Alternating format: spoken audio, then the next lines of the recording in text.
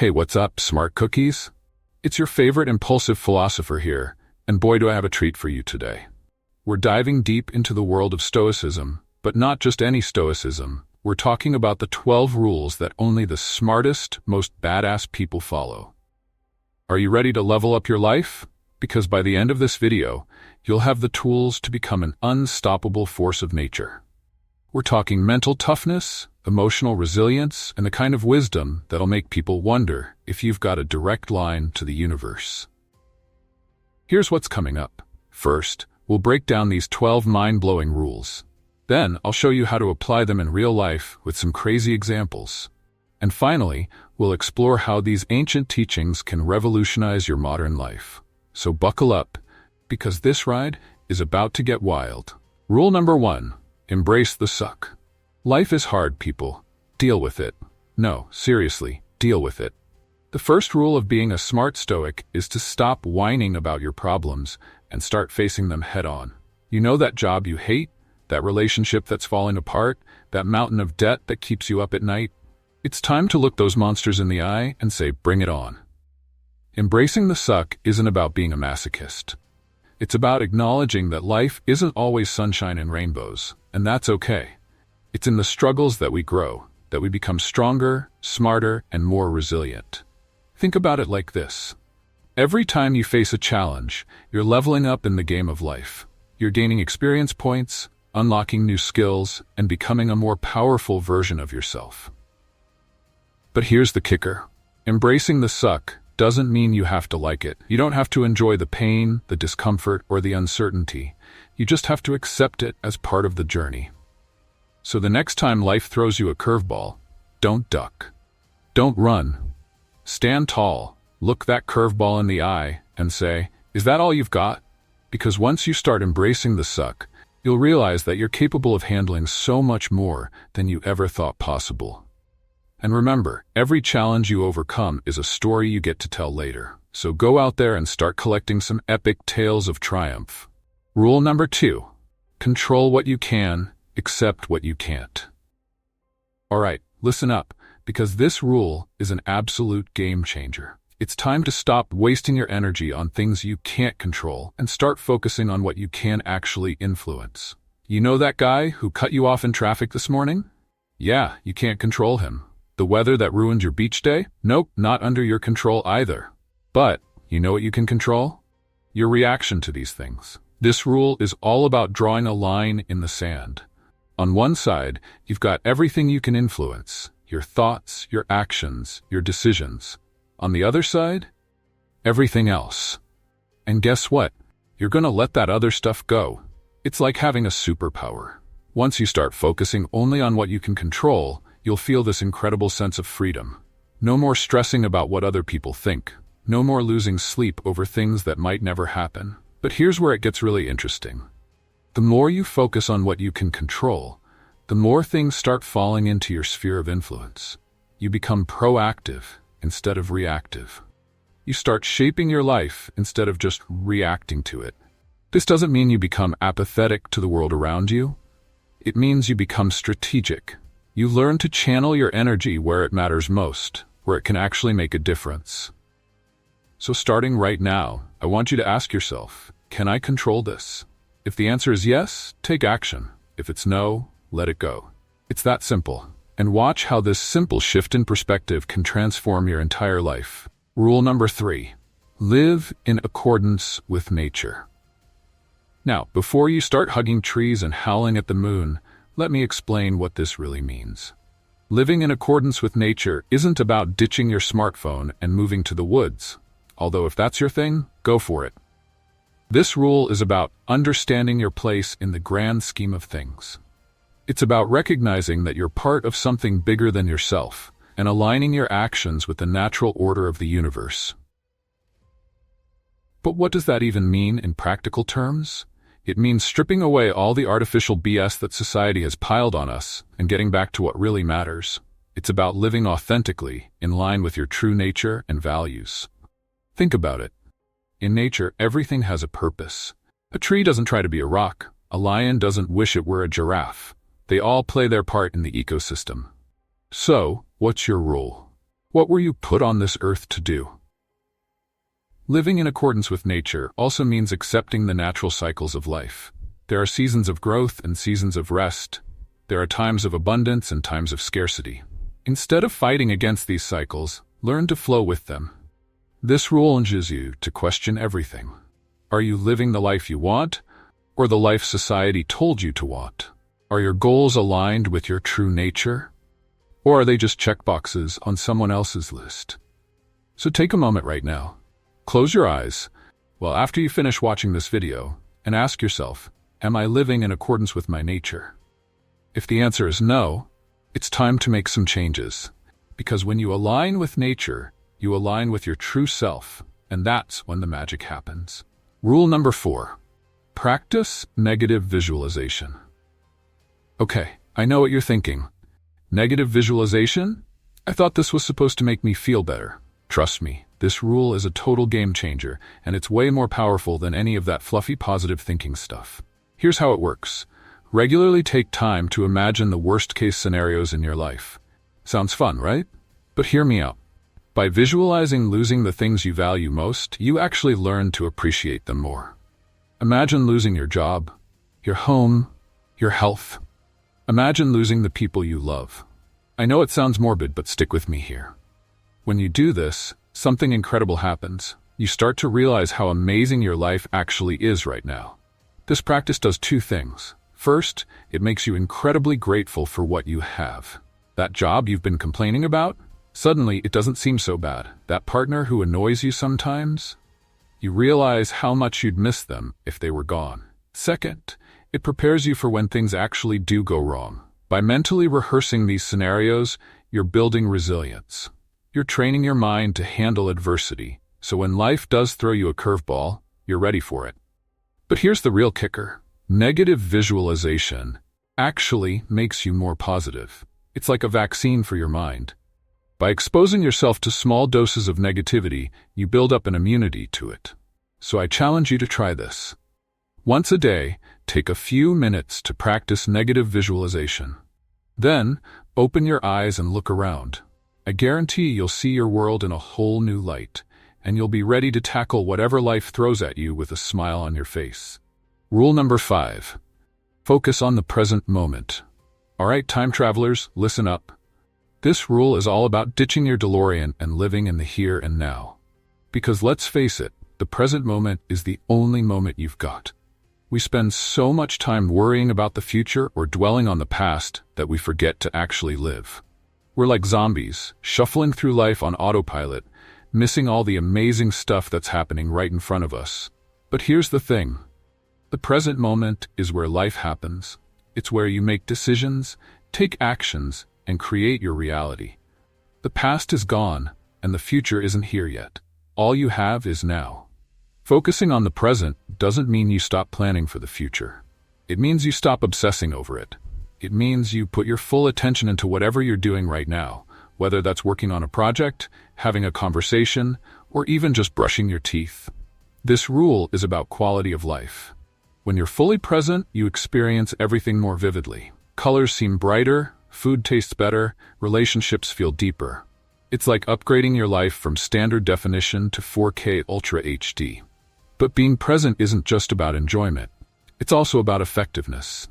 When you're fully focused on the task at hand, you do better work. You make fewer mistakes. You come up with more creative solutions. You become a productivity powerhouse. So how do you practice this? Start small. Next time you're eating, really taste your food. When you're talking to someone, really listen to them.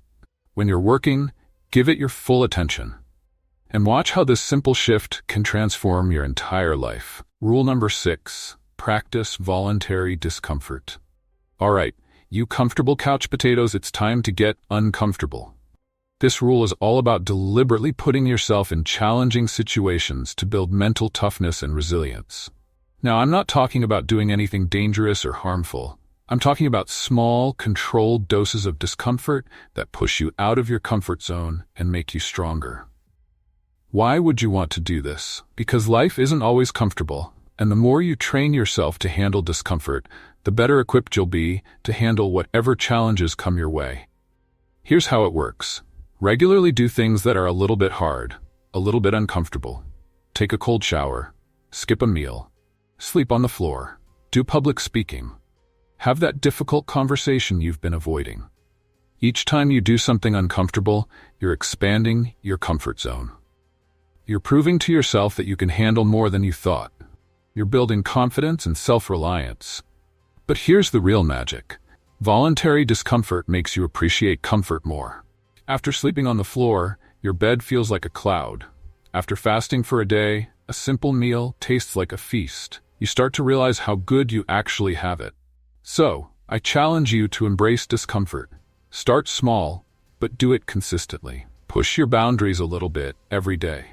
Because the more comfortable you get with being uncomfortable, the more unstoppable you become. Rule number 7. Practice self-denial. Now, before you start thinking this is some kind of masochistic cult, let me explain. Self-denial isn't about punishing yourself. It's about mastering your desires and becoming the boss of your own life. We live in a world of instant gratification. We want what we want, and we want it now. But this rule challenges you to hit the pause button on your desires and ask yourself, do I really need this? Self-denial is like a muscle. The more you practice it, the stronger it gets. And as it gets stronger, you gain more control over your life. You stop being a slave to your impulses and start making choices that align with your long-term goals. This rule isn't about never enjoying anything. It's about being intentional with your pleasures. It's about delaying gratification so that when you do indulge, it's so much sweeter. Think about it like this. Every time you say no to something you want but don't need, you're saying yes to your future self.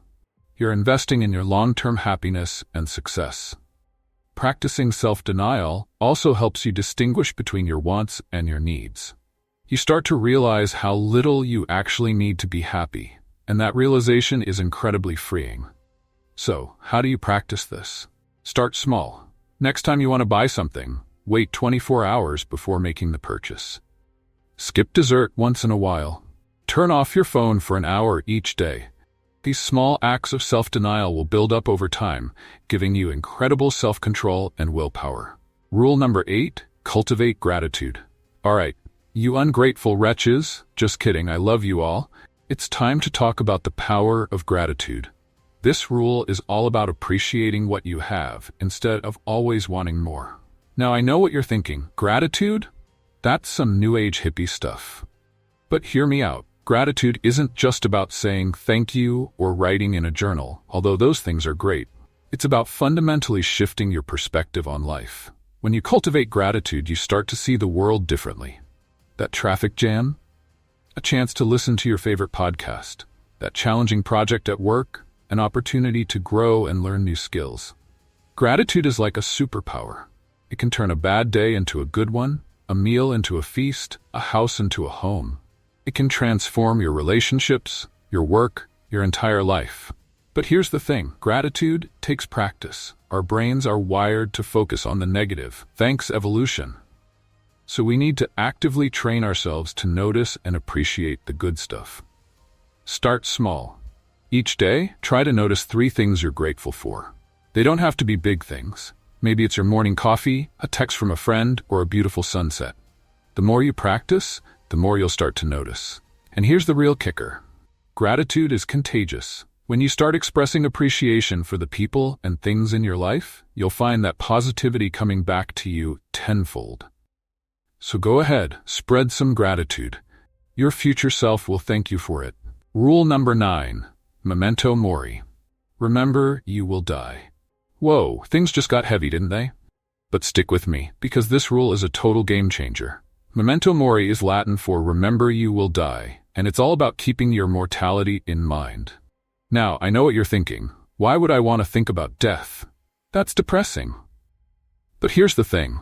Remembering that your time is limited is incredibly motivating. It's like a cosmic kick in the pants. When you truly internalize the fact that you're not going to live forever, it changes how you approach life.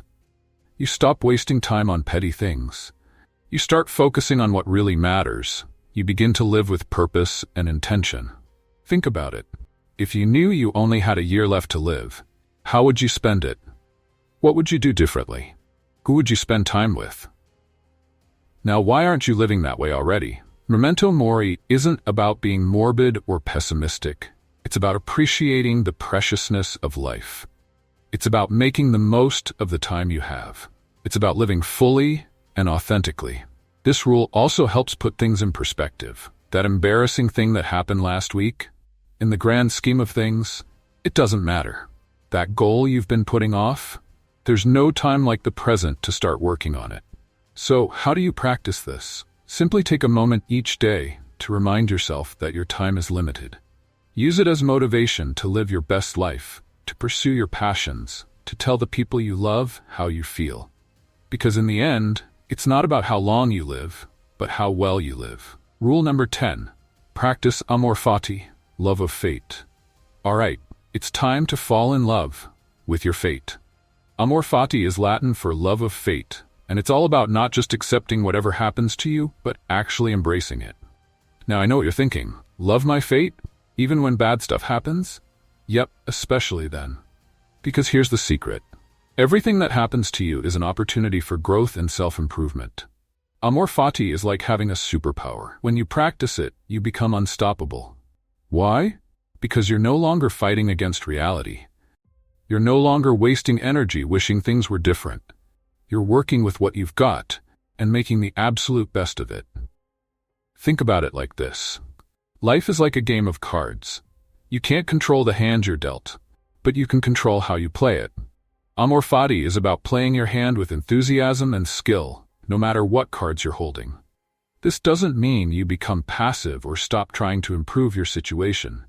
It means you stop complaining about your circumstances and start using them to your advantage. Every setback becomes a setup for a comeback. Practicing amor fati also brings a deep sense of peace. When you're no longer constantly wishing things were different, you can fully engage with your life as it is. You become present, focused, and incredibly effective. So how do you practice this? Start by catching yourself when you're resisting reality. When something happens that you don't like, instead of getting upset, ask yourself, how can I use this? What can I learn from this? Make it a game to find the opportunity in every situation, no matter how challenging. Because when you love your fate tends to love you back. Rule number 11. Focus on your character. Listen up, because this rule is the foundation of everything we've talked about so far. It's all about focusing on your character, who you are, rather than on external things you can't control. In a world obsessed with image, status, and material success, this rule is a radical shift. It's about realizing that the only thing you truly have control over is yourself. Your thoughts, your actions, your character. Think about it. You can't control whether people like you, but you can control whether you're likable. You can't control whether you get that promotion, but you can control whether you do excellent work. You can't control the outcome, but you can control the effort. When you focus on your character, you become bulletproof. External circumstances can't shake you because your self-worth isn't tied to them. You're not dependent on praise or success to feel good about yourself. You know who you are and what you stand for. This rule is about integrity. It's about doing the right thing, even when no one is watching. It's about being true to your values, even when it's difficult. It's about continuous self-improvement, not for external validation, but because it's the right thing to do. Focusing on your character also has a ripple effect on everything else in your life. When you become a person of strong character, you naturally attract better opportunities, better relationships, and more respect from others. So how do you practice this? Start by defining your values. What do you stand for? What kind of person do you want to be? Then, make decisions based on those values, not on what's easy or popular. Regularly reflect on your actions and ask yourself if they align with your ideal character. Remember, character isn't built in a day. It's the result of the choices you make every single day. Rule number 12. Contribute to the greater good. Alright, we've made it to the final rule, and it's a big one. This rule is all about zooming out and realizing that you're part of something much bigger than yourself. Now, I know what you're thinking. I've got my own problems to deal with. Why should I care about the greater good? But here's the thing. Contributing to something larger than yourself is the key to true fulfillment and happiness. Think about it. Have you ever helped someone without expecting anything in return? Remember how good that felt? That's because we're wired to find meaning and satisfaction in contributing to others and to society as a whole. Contributing to the greater good doesn't mean you have to save the world single-handedly. It can be as simple as being kind to others, volunteering in your community, or using your skills to help solve problems in your field. When you focus on contributing, something magical happens. Your problems start to seem smaller. Your life gains a sense of purpose and direction. You start to feel connected to the world around you in a profound way. This rule also helps you put things in perspective. When you're working towards something bigger than yourself, petty annoyances and setbacks don't seem as important. You become more resilient because you're driven by a larger purpose. Contributing to the greater good is also a form of immortality. Long after you're gone, the positive impact you've had on the world will continue to ripple outwards. You become part of something eternal. So how do you practice this? Start by asking yourself, how can I use my skills and resources to benefit others? Look for ways to add value in your work, your relationships, and your community. Make it a habit to do something every day, no matter how small, that makes the world a little bit better. Because when you contribute to the greater good, you're not just improving the world, you're improving yourself. And there you have it, folks, the 12 rules that only smart people follow. But here's the secret. You don't have to be a genius to apply these rules. You just need to be willing to think differently, to challenge yourself, and to strive for continuous improvement. Remember, these rules aren't about reaching some perfect end state. They're about the journey of becoming a better version of yourself every single day. They're about living a life of purpose, resilience, and fulfillment. So, what are you waiting for? Start applying these rules today. Challenge yourself to embody them in your daily life, and watch as you transform into the smartest, most badass version of yourself. But don't just take my word for it.